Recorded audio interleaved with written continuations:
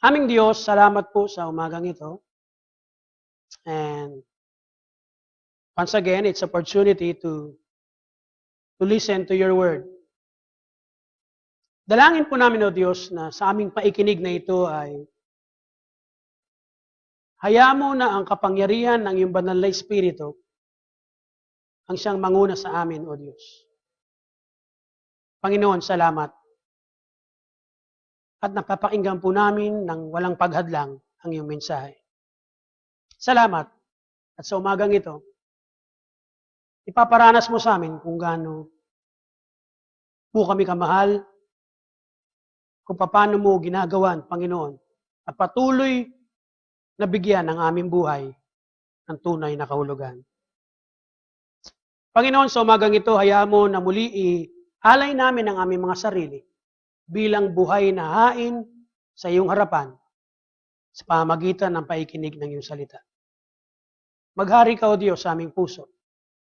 Mangusap ka sa aming puso. Sa pangalan ni Jesus. Amen. John 14 verse 1 to 6 ay hindi na po bago sa atin. At maaaring sa iba nga po ito ay memorize na at alam na po ang mensahe po na iniwan po ng Panginoon. But just to give us a reminder once again na ang mensaheng ito ay mensahe ng katiyakan at mula verse 1 hanggang verse 2 ay pinakita ng Panginoon that He is giving comforting words sa kanyang mga disciples.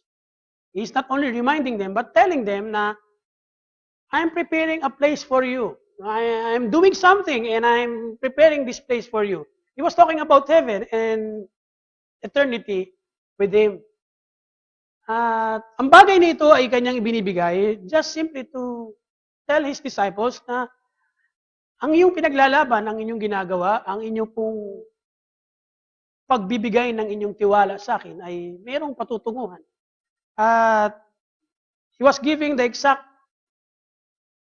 message na sa piling ni Kristo ay may katiyakan. Kaya nga po pagdating ng verse 3 and verse 4 ay dito pinakita po ng Panginoon na when everything's already settled, sabi nga ng Panginoon, everything's already ready, no? I will come again. Di ba? Parang yung, I'm preparing something for you and everything's already settled and already ready. Sabi niya, I will come again and I want you to be with me. Amen po ba? So ito po ay isang, for me, it's not only a comforting words. Hindi lang po ito isang parang pagpapagaang ng inyong pakiramdam, kundi ito po ay mensahe po ng katiyakan na sa piling po ng Panginoon ay may buhay na walang hanggan. At alam po natin na meron po tayong patutunguhan at yan po ay ang lugar po ng Panginoon, ang lugar po ng ating Diyos sa langit. Kaya ito po ay napakaganda dahil the usual thing na we encounter in life is people is asking, how can I find God? Diba? At ito binigay ng Panginoon by simply telling these words. Pag tinignan nga natin, pagdating ng verse 5, medyo, diba? Christ is giving them the assurance of eternity and heaven. Pagdating ng verse 5, ito si Tomas, at maaaring kasama ng ibang disipulo, dahil nandun naman po, Christ is giving the message to the disciples. He told them na, ito ang aking mensahe para sa inyo. About a place na kayo'y makaking makasama. But ito po, at may tanong po, na usually katanong din na ating na-encounter sa ibang tao at tayo rin. The usual question that Thomas and the people around them asked, how can we know the way to the Father? Kasi mula po sa verse 5, sinasabi doon, no, we don't know, Lord. Hindi namin alam, sabi ni Tomas. At maaaring yung mga kasama niyang ibang disipulo, nga Lord, di namin alam. And the usual thing that we hear from other people or from us, how can we know the way? But we thank God because kung tayo po matalino, kung ating kapaligiran ay may taglay na talino, matalino rin ang Panginoon. And Jesus told them, I am the way, the truth, and the life, no one. Tingnan niyo po yung words doon ha. It's very specific. Hindi po ito salita na parang, alam niyo yun, ako'y daan, ako'y katotohanan. Hindi po. Binibigyan po ng Panginoon ng emphasis that I am the way, the truth, and the life. And no one can come to the Father except through me. These are powerful words from Christ na parang binabarating po sa atin ng Panginoon, wala nang ibang daan. Wala na rin ibang katotohanan, wala na rin ibang buhay, kundi ako lang. He was telling about heaven, he was telling about eternity, and the question of man, how can we know the way? Eh, sa ating pong generation ngayon, minsan narinig ko na rin kay Pastor yan, sa kanya minsan nakakausap daw. Diba? Yung pong paniniwala ng tao eh. Total, may isa lang naman tayong Diyos eh. May iba-iba lang tayong paraan, pero isa ang Diyos. Pwede na yun. The scripture is not telling that way. The scripture is telling there's only one way. Hello, andyan po ba tayo? Kaya ito pong question na ito ay na-encounter natin. Kasi ko kanina, sometimes we encounter people and tell us, how can we find God? How can we see God? How can we encounter God? Kaya napakabuti ng Panginoon dahil ang Panginoon hindi na po niligaw ang usapan and He tell directly to His disciples and the people around them that I am only the way. Kaya tanong ko rin, Lord, how can you be the way? Kaya yung purang tanong, how can you be the way, Lord? Sabi ng Panginoon, I am the way. How can you be the way, Lord? Dahil pag tinignan niyo po ang scripture, there's no other way but Jesus. Amen po ba? Andiyan po ba kayo? At pag tinanong mo ang Panginoon, pinaloso po mo rin, Lord, paano kayo naging daan? Wala naman pong binigay na ibang daan eh. Si Kristo lang eh. In Acts 4:12, it tells us, sa silong ng langit, walang ibang pangalan ang babanggitin doon. Walang ibang pangalan ang kikilalanin. Walang ibang pwede kang lumusot para sa buhay na walang hanggan, kundi ang pangalan lamang ni Kristo. Andiyan po ba kayo? Amen. So rito ay pinaparating lang po sa atin yung katiyakan na pag ang tao ay na kay Kristo, doon mo mararanasan at doon mo ma-experiensya at doon ang kakahantungan ng buhay ng walang hanggan ng taong nawala at minsang nakilala at nakatagpo sa Panginoon.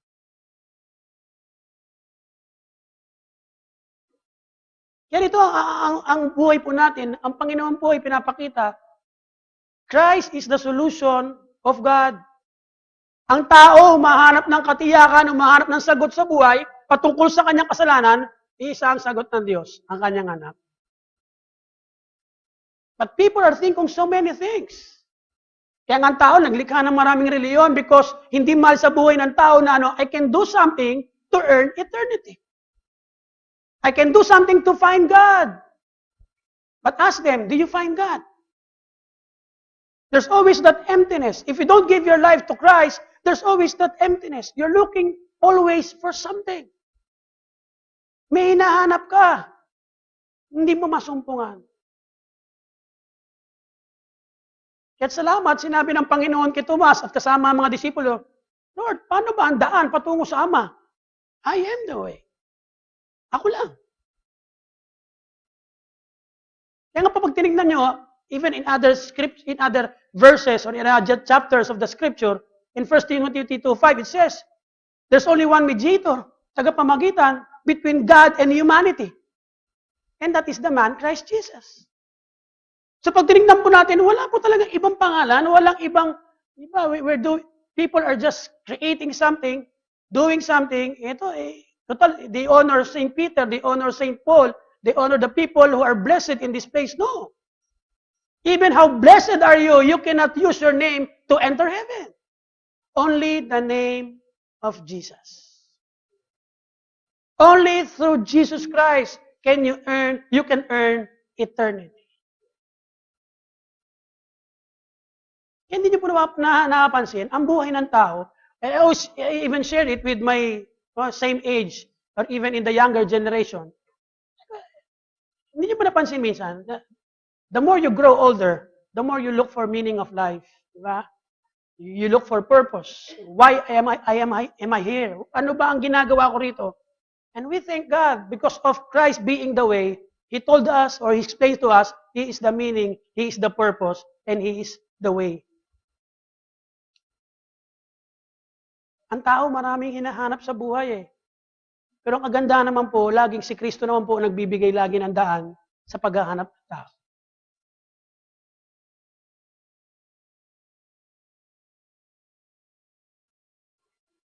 Sa buhay po natin, ang kagandahan po ng nakikita po natin ng mensahe, pinaparating po sa atin ng Panginoon that in our life, what is very important for man, yung buhay po niya maging malaya.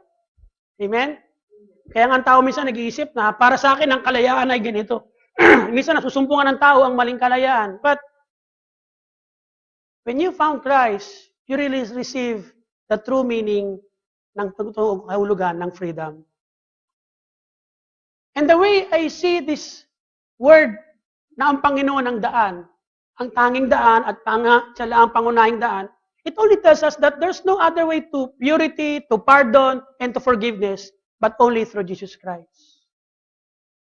Ang tao, sa totoo lang, kanina nga sinabi ko, pag ikaw po mayroong kasamaan ng loob, especially sa iyong mahal sa buhay, pag ikaw mayroong kasamaan ng loob, mabigat o masarap? Mabigat eh. Kahit sabihin mo, sige, nakalimutan ko na yan, wala tayong problema. But as long that ando dun yung pain, ando dun yung hurt, as long na hindi mo napatawad, both of you will suffer the consequence of unforgiveness. Pero ang sarap po ng ating pakiramdam na mula nung nakilala mo ang Panginoon, you receive the forgiveness from God. And I will remember your sins no more. Only God can do it. Amen po ba? Only God can do it. Kung sa tao mo lang pagbabasihan ang iyong nagawa, mga kapatid, ang tao madali pong pwede magpatawad, pero ang tao hindi madaling makalimot. Kanya nga, biniro ko, pag yan po, hinabili mo sa asawa mo ang pagkalimot, to the grave. Sabihin po, hanggang sa libingan, minsan di pa nalilimutan. Ganun ang tao yun ang pamantayan ng tao Yung paglimot, hindi niya kayang gawin basta-basta. Only God can do it. Hindi na po ko lang, minsan pag ikaw po sa iyong buhay, di ba, pag meron na ikaw ay nasaktan, minsan yung paglimot, hindi, lalo kung may same scenario ulit. Amen po ba? Andiyan po ba tayo? Pag nare-repeat yung same scenario, hindi basta-basta nakakalimutan. Kaya nga, anong patok sa mga Pilipino ngayon, yung lover's husband. Di ba? Nahuli na, hindi basta-basta makalimutan. Ganun ang senaryo ng buhay Yung palpak na nangyari, mahirap kalimutan, but only can God do complete forgiveness if you surrender your life to Him. That's the way. Yun ang paraan ng Diyos Kaya salamat ang Diyos, gumawa ng paraan para ako'y mawala doon. Sa galit at puot ng Diyos patungkol po sa kasalanan. Imagine, if Christ is not with us, imagine your life. Totoo lang po. Sometimes I do those imagining, hindi para laruin ang isip, kundi para pasalamatan ng Diyos. Lord, totoo nga, tatama yung sinasabi ng awitin Di ba? Yung Amazing Grace. Di ba? Lord, I'm a filthy rag. Walang gustong dumampot sa akin until ikaw ang dumampot at binigyan ako ng buhay. Salamat o Diyos, ikaw ang naging daan para ako'y magkaroon ng pangarap. Salamat. At sa buhay po ng tao, marami po tayong gustong hangarin. But the ultimate desire of man is to have that forgiveness, both to man and God. At ang sarap po, dahil pag nakilala mo ang Panginoon, nasumpungan mo ang Panginoon, you receive that way of forgiveness. Kaya hindi mo napansin, pag nag-worship pa ngayon sa Panginoon, there's that freedom. Dati, ang sayo, ang pagsimba, ganito lang Punta ka, makita mo lang nagtuturo, kahit hindi ka gano'n, di ba?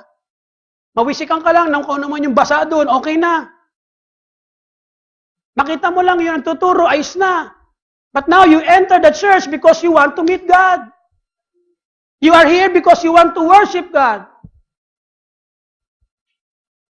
Kaya you cannot, totoo lang po, pag tayo po nagsasamba sa Panginoon, give everything to God. Give your best to God. Kasi ang Diyos binigay niya. Kung nga, ang Lord, ang Diyos nasa comfort zone. Ando siya sa kalalagayan, totoo lang. Kung ako ang Diyos, hindi na ako bababa. Kuha ko yun. Sundan niyo po ba ako? Because man is selfish. Andun ako sa kalagayan na ako po ay comfort na, ba't ako po bababa pa sa ano? That will make my life uncomfortable. But God is so good. Even doon sa kanyang kalalagayan, He sent His begotten Son for you and for me. Please imagine those things. Kasi po ang ating panahon ngayon na overcome na po tayo ng business, overcome na po tayo ng iba't ibang bagay, na overcome na po tayo ng finances, ng material things. Na hindi ibig sabihin, ito po yung masama. No, ang ayaw lang po ng Diyos you look and seek only for these things and not for God. Kaya nga laging challenge ng Diyos, seek ye first the kingdom. If you really seek God, all these things shall be added unto you. It's a challenge for all of us. But how come, even that how small the verse is, marami pa rin ang hindi nagsisik ng kingdom and righteousness of God. Andiyan po ba tayo? Sometimes we are compromised. Sometimes we neglect it, we ignore it. Siya, kung tingin ko lang dito, minsan balitan tingin po natin sa ating Diyos. Ang Diyos naman, ang sukatan, hindi naman yung panlabas. Ang sukatan lagi ng Diyos, yun nandiyan dyan po sa mga nasa loob ng katawan niyo, yung puso natin. Yan ang sukatan ng Diyos kung gaano mo kakilala at kalaki ang Diyos sa buhay mo. Yan ang sukatan. Kaya walang pwedeng pagmalaki ang bawat isa eh. Maybe in the outside, I look big to God, but in your inside, you're so small. God is so small in your life. God is so small. Kaya salamat po sa Diyos. Lord, you have given us the way. No one can give us forgiveness. Even the great leaders of time, no one gives forgiveness. Ang ipinangako lang nila, may paraiso, pag ginawa nyo to, may pagpapala ka, yun lang ang pangako nila. But only Christ gave this promise, and I will remember your sins no more. Si Kristo lang po. Kaya ito mga kapatid, ito po'y paalala, maaring sabihin natin, ay kung kanina umaga, I would like to be honest with our congregation, nung ito po'y nilalahad sa akin ng Panginoon, siyempre, nag-aaral ko, Lord, parang luma na itong, John 14, verse 6. Lord, parang luma na. Masyado na pong gasgasamin to. But as I read it, as I study it, wala exaggeration, I'm crying. Especially when I'm already ending the message of the sermon. I'm crying. Why? Because I can feel the love of God. Hindi natatapos.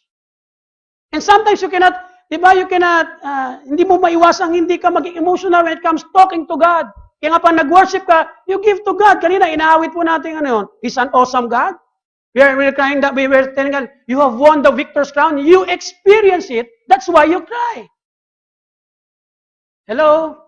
You are entering into the place where pinaramdam sa iyo ng Diyos, anak, tinagumpay na kita. Anak, really, I'm an awesome God because I am with you always. And God is really a great God. Marami po nakikipagtalo dyan, lalo po yung mga paniniwalang walang Diyos. They're telling na, totoo lang, ang Diyos ay hindi naman great. We have to stand for God. Amen po ba? We have to stand for God. Kasi ito pong buhay na ating nararanasan ngayon is simply telling us that Christ is the only way. Kaya nga po ang buti ng Diyos, dahil in 1 John 1:9, I would like to tell it, if we confess, alam nyo, ang Diyos lang po nagbibigay ng challenge na gano'n eh. If you confess your sins, I am just and righteous to forgive your sins. Kaya nga nabalikan ng Panginoon yung Isaiah 1:18, sino pwede magbigay ng ganong hamon? Come, let us reason together. Diyos lang. Sa tao ba? Kaya magliwaligan tayo, total, may atraso ka sa akin. Hindi, sapok ang abutin mo. Sa laki ng atraso mo, sa asawa, sampal ang abutin mo. Laglag sa kama, tadyak pa. Di ba? Sa galit sa'yo, totoo po yun. But God, di ba, meron ka ng pagkakamali, unfaithfulness, every day in your life, sabi ng Lord, come, let us reason together. Magpaliwanagan tayo regarding your sin. Ano bang nagawa mo? I will make it as white as a snow. Do you believe it? Andun po yung challenge. Naniniwala ka ba? Kung hindi ka naniniwala, hindi ka ipaputin ng Diyos yan. Pero kung naniniwala ka, kayang baguhin at ayusin ng Diyos ang buhay mo. Kayang baguhin. Ito to lang po, ang Christianity is the only faith that meron pong produkto ng transformation. Realidad po ng transformation. Only in the Christian faith. Yung iba, puro rehabilitation eh. Hindi natin kailangan ng rehabilitation. That's only for a while. Ang kailangan natin, transformation inside and out. And only Jesus can penetrate the heart of man. Kaya sabi, Lord, if you confess, I am righteous and just to forgive your sins. Kaya ito, ang pagpapakita po sa atin ng Panginoon tungkol po sa kanyang paraan, sa kanyang pagiging daan, ay napakalawak. He came for the lost. Diba? He came for the lost. And it reminds me the story of Zacchaeus. Kung ako po siguro ang Panginoon, wag na po kayo, ako na lang. Kung ako ang Panginoon, definitely I will look on the outside. Minsan doon naman pamantayan natin eh. But imagine, who could imagine na nasa taas ng puno, isang taong napakalit, nakita ng Panginoon? You know why? Because God looks on the heart. Yan din ng Panginoon eh. Maliit ka na, nasa puno ka pa, ito puno-puno ng crowd na pwedeng makalapit sa Panginoon, pero nakita ng Panginoon, may naghahanap sa Diyos. Hindi lang dahil may kailangan sa Diyos, kundi meron taong naghahanap sa Diyos. Come, Zacchaeus! Punta tayo sa bahay mo. Lalo sila nagulat because what? Zacchaeus is what? A tax collector. Pinakamasama sa tingin ng lugar nila.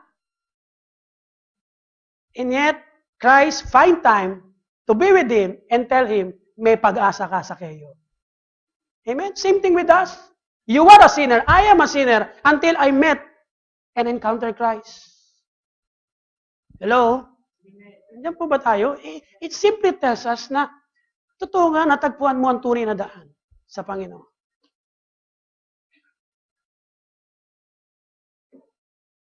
And the real story na tayo po ay nakaka-connect is the story of the prodigal son. Amen? Tandaan niyo po, nung ito po'y binabahagi ng Panginoon, he was talking about the lost sheep, the lost coin. Siya po'y nasa lugar po na kung saan ay punong-puno po ng mga masasamang tao. Sinners. Worst sinners of their time. Pag tinanong mo, ba't kaya si Lord hindi na lang nagmensahe sa templo? Puro mga banalang tao eh. No. Tandaan niyo po lagi, He came for the lost. He came for those people na, alasan ba ako? Ano ba? Naghahanap ako sa Diyos. Yun ang pinuntahan ng Panginoon eh. Then he tell the story about the prodigal son. Isang anak na kung saan para sinampalang tatay, buhay pa, hinihingi na mana. Hello? Tatay din ako. Kung hingin sa akin ni James yung kanyang mana, malamang magalit po ako. Dahil una-una, wala siyang makukuha. Wala ipapasa eh. Di ba? Anak, wag mo kong asarin. Ganun, di ba? Pero imagine, in their culture, hindi ginagawa po yun. Dahil ang tatay ang nagdidesisyon. Di ba? Ito yung anak. Kami na, yung yaman ko, kailangan ko nang ikunin eh. Kailangan ko mabuhay na ng gusto ko magsarili na. In short, just like us. We use this life, gusto mo hiramin na kagad sa Diyos, gusto mo nang kunin at gamitin sa paraan mo. In short, ginamit, nilustay, ginamit sa kung anong paraan, until dumating po yung time na kung saan ay nagsisettle ang lahat. Dumarating sa buhay ng tao yun. Napagod ka na, eto na ako, nagamit ko na yung resources ko, lahat na patungkol sa buhay ko. Dumating yung time na pansin natin, tayo ay nasa lugar na rin ng babuyan. Na dati na-enjoy natin yung buhay na masarap, ito ngayon, nandun tayo, kinakain din natin ang pagkain ng mga baboy, katulad ng prodigal son. And look on this verse, a very powerful verse. Tingnan niyo po. In Luke 15 po yan. So he returned home to his father, and while he was still a long way off, his father saw him crying. Filled with love and compassion, he ran to his son. He ran to his son. Embrace him and kiss him. Sa kultura nila at maging sa experience po natin, only God can do those things. Imagine the scenario na kung saan hindi mo na kailangan ikaw hindi mo kailangan lumapit ang Diyos talaga. If you look for Him. Nung ma-realize nung anak ng prodigal son, ako'y nagkasala sa aking ama. That's the time na kung saan ikaw'y sinalubong na ng Panginoon. And you met God. And the same thing, He kissed you and embraced you. A very powerful verse na kung saan pinararamdam sa iyo kung gaano ka kamahal ng Panginoon. This is your story. This is my story. Amen po ba? Yan ang istorya po natin eh. Na tayo po ay gusto natin gamitin ang ating buhay sa paraan na gusto natin. Pero napakabuti ng Diyos. Nung hanapin mo ang Diyos, hindi ikaw sumalubong sa Diyos, ikaw ang sinalubong ng Diyos. I chose you, you did not choose me. Yeah, every time I see this verse, I look upon this verse. Lord, salamat sa turo mo ng prodigal son. It's such not only an inspiring, encouraging message, but Lord, it gives us a message of hope. A message na anuman ang aming taglay na karumihan, handa ka na kami linisin. Handa ka na kami po ay iyong patawarin. Kasi totoo lang po, ang tao pag hindi po nagnanumbalik sa Diyos, ang tao po ay hindi pinagbigyan o hindi tinugon ang panawagan ng Diyos. There's always that verse, Romans 6:23, for the wages of sin is death. You cannot escape it. Una-una, lahat ng tao mamamatay. But the death na pinagpatungan doon is the eternal death. Man will face eternal death. And you cannot do something about it because it's already final. But God made the solution. And that is through His Son. Salamat sa Panginoon. Amen po ba? Second, why He is the truth? Why? Ang Panginoon po ay katotohanan. Ang Panginoon po ay naghahayag po ng katotohanan.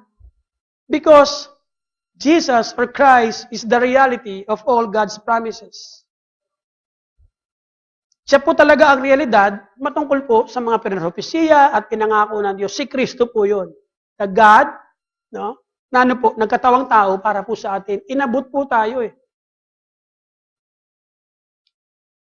Wala pong pwedeng magbigay ng buhay sa tao pong hinama ka na, binugbog ka pa, ano man ang ginawa sa'yo at ibibigay ko pa ang buhay sa'yo. Only God or only Christ can do it. And I've used two verses. Sabi nga nito, in John 1:14 and John 1:18, it says, and the Word became flesh and dwelt among us.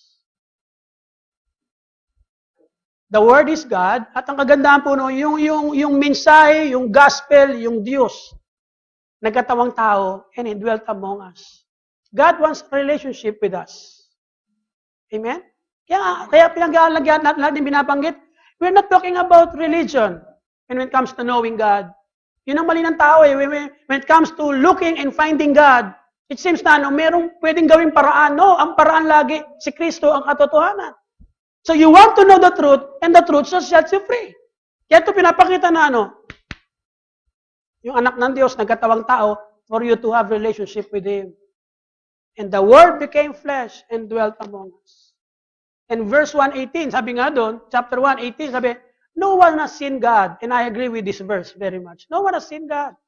Even Moses, it's only a theophany of God. Diba? An appearance of God in somewhat na gano'n, siya po'y nasa burning bush. But no one has ever seen God. Only Christ. Galing sa langit si Kristo eh. Amen? So, and Christ explained God to us. That's why, nung si Kristo yung makilala mo, diba? Hindi naman tawag doon magic eh. Pero nung makilala niyo si Kristo, it seems that there's completeness about knowing God. Napansin niyo po ba yun? Meron ba nagpaliwanag pa patungkol sa inyo sa Diyos nung makilala mo si Kristo? No. Christ Himself explained to you who is God. Kaya malaga ang puso na pasok ni Kristo eh.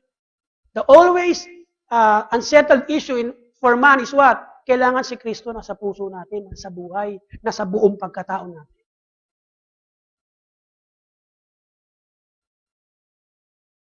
Naalala ko pinsating sinabi ni Pastor Gas noon, maliit pa ako, bata pa. And even Pastor Joey, ni-remind po sa amin, God do the calling and the equipping follows. Ano yung sabihin po nun? Mahalaga po ang panawagan ng Diyos. Dahil yung pagiging, yung ability, yung skill, yung talent mo, it follows eh. Ang mahalaga, makilala mo ang Diyos. Because kung unahin mo ang talento, ang equipping and everything, mga kapatid, ang tao mayabang. Ang tao mapasok lagi dito eh. Ang tao hindi niya alam ang koneksyonan ng isip at puso. Pag nawala po yung pag nawala po yung pag-connection na yon, ang tao nagiging arrogant. And even workers of God, dumarating po yun. Kaya nga nagkakaroon po tayo ng tinatawag na holier than thou attitude eh. Because I feel holy than you. Hello? Nandiyan pa ba tayo? At yun po ang niresulta ng Panginoon tungkol sa mga Pariseyo. Nakita ng mga Pariseyo na sila'y malapit sa Diyos, patay, ang tingin nila para silang Diyos na rin. Ang tao hindi na makalapit sa kanila.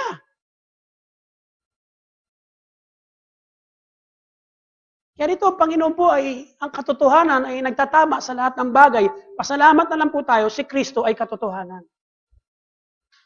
Amen po ba? And when we talk about dealing with life, ethics, values, ang Panginoon po, ang daming tinuturo sa atin. Gusto mo ng ethics and values, pumunta ka. About life, pumunta ka sa Beatitudes. Matthew chapter 5 hanggang verse 7, God will tell you about everything. About life, about anything about life.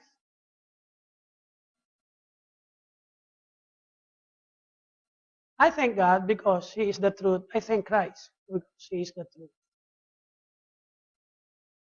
Alam niyo po yung kagandahan sa Samaritanong babae. Naalam ko po minsan na mensahe na po natin. The beauty about the Samaritan woman, he met Christ. When he encountered Christ, he encountered the truth. And he has so many questions in life. Una-una, yung kanyang asawa na kinakasama, walang pwede makapagtuwid sa kanya. O di wala, nalilihim nga po niya eh. But we thank God, dahil nung panahon na yun, he was there in Jacob's well, he met the Savior. Hello? Nakita po niya, and he was looking for water. He was looking for something that could fill her thirst until she met Christ, and then the thirst was gone. Ano sabi po niya? Nakita ko. Nakasama ko, nakausap ko. Ang tao na nagbibigay ng buhay na walang hanggan. We are all thirsty for God. Amen? Lahat po tayo uhaw eh. Eh, ba't gano'n minsan kahit gano'n kakauhaw? Kaya minsan mahalaga po ang salita ng Diyos. Kaya nga we're doing this small group. Hindi para kayo po ay piliting umatin. No, we're just looking for your available time. Ang pangalawa, ang purpose niyan is yung ating pong follow-up para magkaroon ng contact sa inyo. Because whatever message that we're doing right now, ito po ay naka-podcast, naka-record na po. So just look for the Win Mandaluyong Facebook. May Facebook po tayo doon. Ang mukha ni Chom. Nandoon po. Ayan. Hindi ko alam kung ano nakalagay doon. Basta Facebook po siya. So if you're looking for message, medyo nakita mo yung message natin, hindi mo gano'n na-absorb, pwede nyo pong pakinggan sa ating pong podcast o doon sa ating pong Win Mandaluyong Facebook. Anong purpose nito? For us to continue growing. Because I know and I do believe we need to grow. Amen po ba? May mga Kristiyano na talaga pong matyaga at masipag magbasa ng Biblia. Hindi po nakakaligtaan. Pero I do believe mas maraming Kristiyano ang tamad. Hello? Sometimes we are good at Sunday, but when it comes to Monday, hanggang Saturday, we're not good for God. Sabi, Pastor, exempted ka. No, minsan puro kami ministry, pero yung totoong oras sa Diyos, nawawala. Have you missed God? Definitely. Kaya nga thirsty ka kay Lord eh. Hello, church? Nakuha po ba natin? We are all thirsty for God. And we need also to encounter Christ every day of our lives. Just like the Samaritan woman.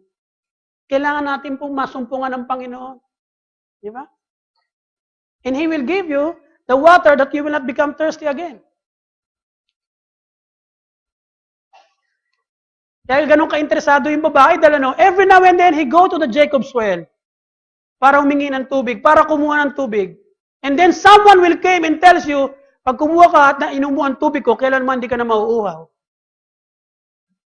Only Christ can tell and say all these things. He has that authority.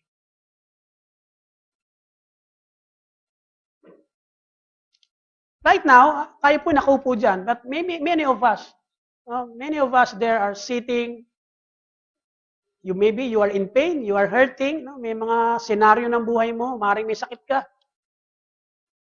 Sometimes you cannot tell to other people what you are undergoing. Di ba? Meron kang karamdaman, meron kang kabigatan. Isang kahit sa asawa mo, hindi mo masabi. Bakit? Ayaw mo rin siya masaktan eh. Baka mamaya hindi niya alam yung kanya hindi niya maintindihan yung nararanasan mo, nararamdaman. But I do believe, because Christ is the truth, He knows what is inside of those hearts. Andiyan po ba tayo? Alam ng Panginoon ko ano po yung laman ng ating puso. Ano yung iniiyak na yan. Me as a man, I'm also crying. When I'm alone, I cry to God. Because I do believe everything can be told to God. Pwede mo sabihin sa Panginoon.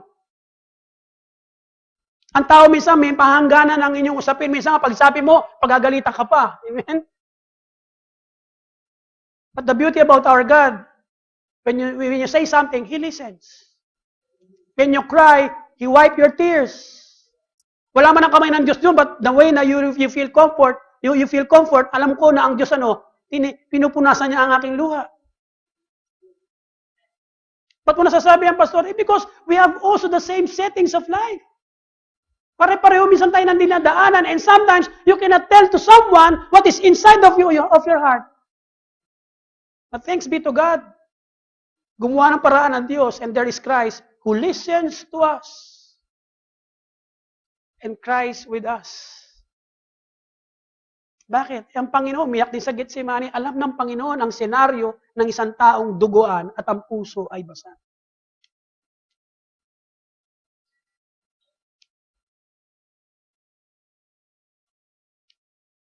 I'm not steering our emotions, but basically, I'm just telling you, nung matagpuan niyo po si Kristo, nung when you encounter Christ, that's what the theologians telling us. You find meaning and purpose in life.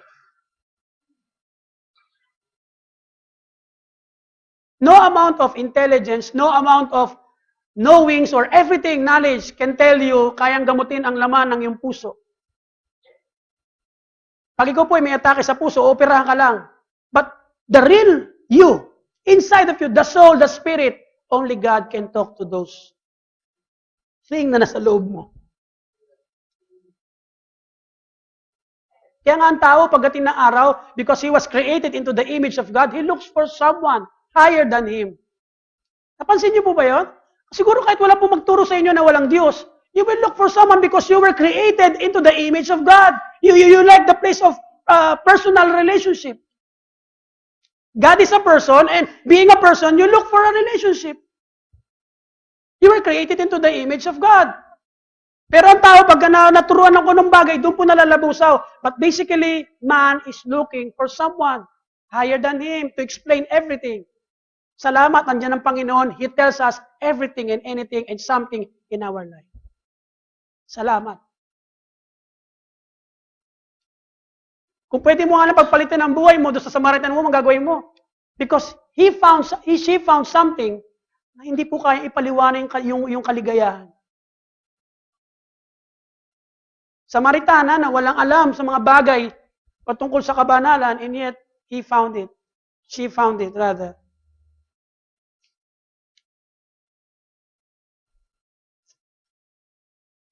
Kaya po ang salita po ng Diyos na si Kristo ay definitely reveals the thoughts of the heart. Diba? He reveals it. Kaya ang Panginoon, bilang salita po ng Diyos, when you have done something, salamat at ang Diyos andyan din dyan para pakinggan po tayo. He reveals it.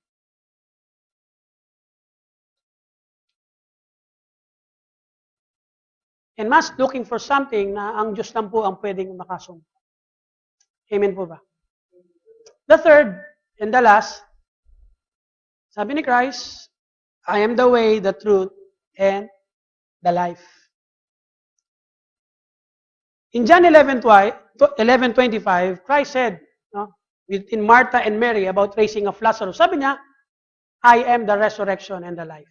He who believes in me, even if he dies, he will live. Sa libingan po, Pastor, sa libingan po ng aming mga ninuno, skip po doon sa Laloma, yung po nilagay ni Pastor Joey. And I will agree with it, at di ko pa hayaang matanggal po yun, because I believe Christ is the resurrection and the life.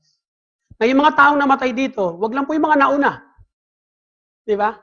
Mga ibang nauna, hindi ko po bigyan ng kayang pag-uusga.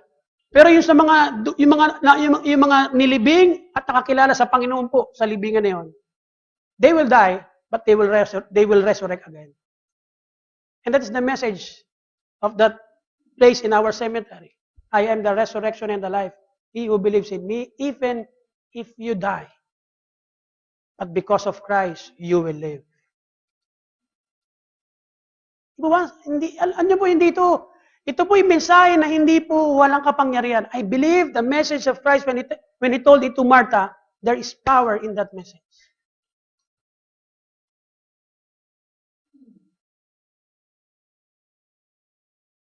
At minsan tayo mga Kristiyano, parang limitado. Katulad ni Martha, yes, I know, my brother will rise again. Hindi lang yun ang gustong pakita ng Panginoon. Even in our daily lives, God can do something para sa inyong buhay. Kaya nga, message of hope. When we talk about the gospel, it talks about the message of hope. It talks about salvation. It talks about eternity. Kaya nga, every time man looks for life, hindi niya alam na si Kristo pala ang buhay. Hello, andyan po ba tayo? Kaya nga, yun ang explanation po sa atin nung magsumpungan mo si Kristo, and yet why, right now, sometimes you are ready to compromise your life na hindi muli makasama ang Panginoon.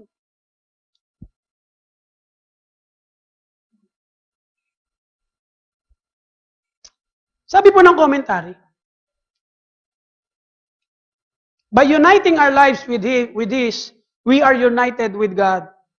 Trust Jesus to take you to the Father, and all the benefits of being God's child will be yours. Hallelujah. Every time I look on this, kanina binigay ko na po, pero until now, ito po yung aking binabasa, ibang klase ang pangako ng Diyos. Minsan kasi ganun dapat eh. Pag binasa po natin ang mga bagay na patungkol sa mensahe ng Diyos, dapat it gives us encouragement.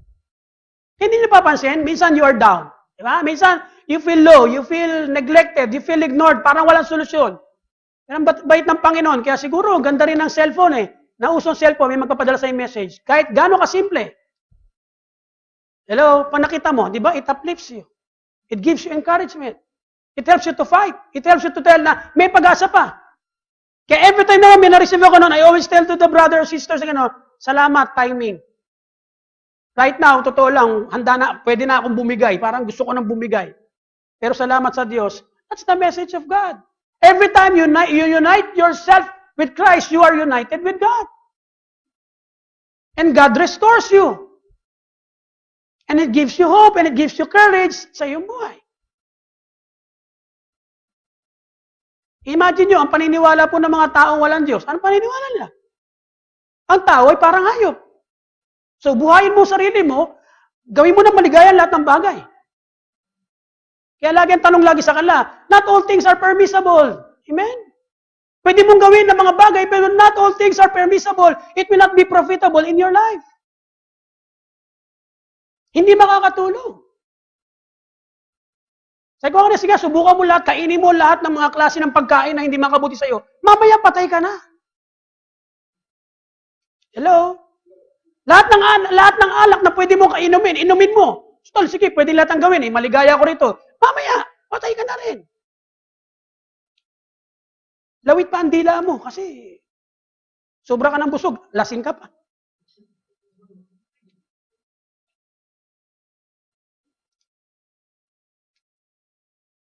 Sister Lily, namamatay, kanyang family was just telling a very good story. Sabi niya, si mama namamatay, is just silent. Gano'n naman ang anak ng Diyos eh. Ang anak ng Diyos na nakasuko ang buhay sa kanya, when she or when he dies, you are at peace. Because you are not dying alone, you are with God. You are with God. For you, it's the worst time, but for God, it's the best time. Uwi ka na eh. Hello? So we have a different scenario. Sa ating scenario, minsan worse, pero sa scenario ng Diyos, it is the best time. So when you are undergoing suffering, when nakaraan, literal, hindi mo pong sabihin, salamat Diyos, may suffering. No.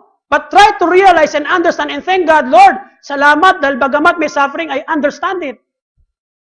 Lord, salamat kahit may pain, nasasaktan ako, mabigat. Pero Lord, now I know how to reason in life. I grow more.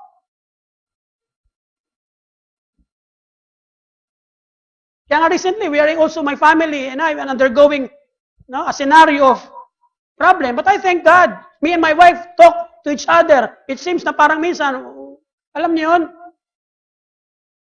dyan lang, ganun ang buhay eh. Salamat sa Diyos. Imagine mo kung di ka Kristiyano. Hello? Ano ang buhay? Ano ang paliwanag? Totoo nga, sabihin mo sa sarili, totoo nga, para akong hayop, para akong si Blue, yung aso ko. Pag namatay, wala na. Baka nga wala pang maglibing. Pero ang buhay mo. Pero dahil kay Kristo, meron laging pag-asa. I'm also telling it to myself because sometimes I'm also low. There are times na hindi ko rin alam kung ano sasabihin sa panalangin. But I thank God because the hand of God is always there. He lifts you up. He gives you courage. He tells you, anak, ito ang gawin mo.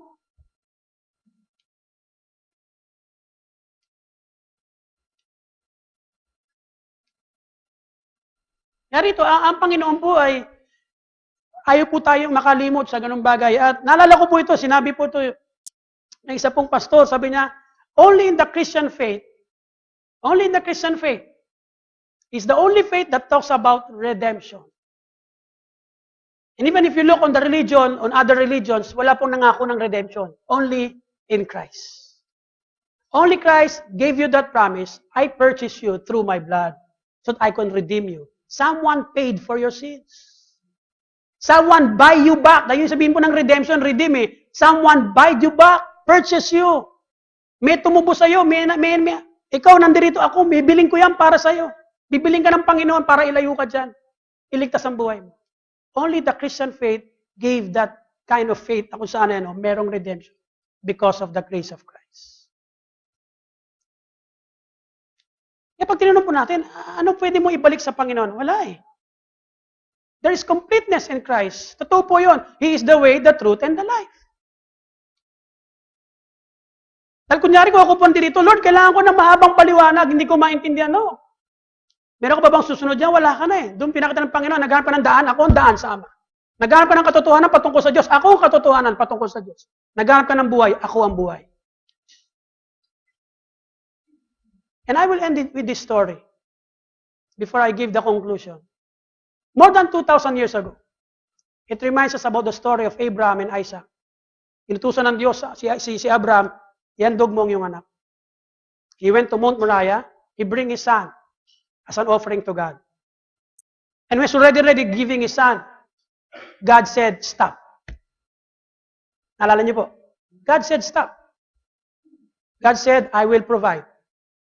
2,000 years ago, same story happened. God sent his son to the Calvary. But it's a different story because God did not say stop. He offered his son for you and for me. Ganun po kalaki ang pagmamahal ng Diyos sa atin. A different story, and God said, I still provide. I still provide. And I provide you the way, the truth, and the life. And that's also my conclusion. Truly, Jesus is the only way, the only truth, and the only life. Palakpakan natin ang Panginoon. Hallelujah. Tayo po'y magsitayo at tayo po'y dumulog sa Diyos. Hallelujah.